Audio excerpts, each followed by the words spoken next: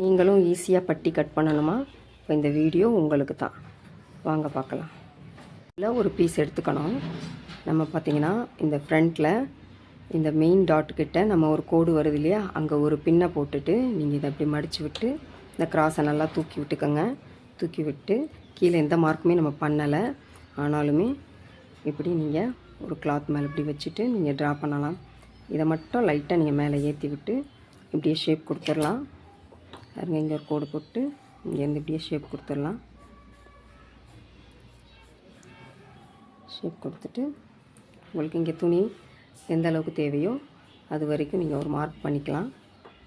இப்போ நம்ம மார்க் பண்ண அளவுலேருந்து மேலே ஒரு 1/4 இன்ச் கேப்பில் இன்னொரு மார்க் பண்ணிக்கலாம். பண்ணி எடுத்துக்கலாம்.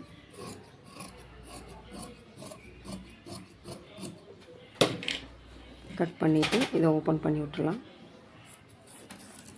இதுதான் முன்பக்கம், ஒரு ஜக்கா போட்டுக்கலாம். இப்போ நம்ம இது ரெடி அளவு, இது வந்து கட் பண்ணுற அளவு. இந்த ரெடி அளவு மேலே நம்ம இந்த மார்க்கை வைக்கலாம்.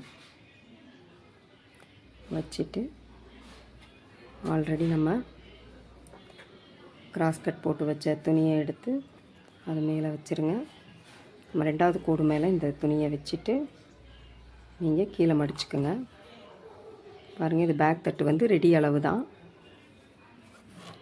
இதை அப்படியே கீறி விட்டுக்கோங்க.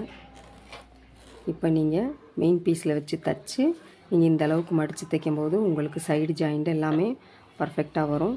உங்களுக்கு இந்த பட்டி கட் பண்ணுறதும் ரொம்ப ஈஸியாக இருக்கும். தேங்க்யூ ஃபார் வாட்சிங்.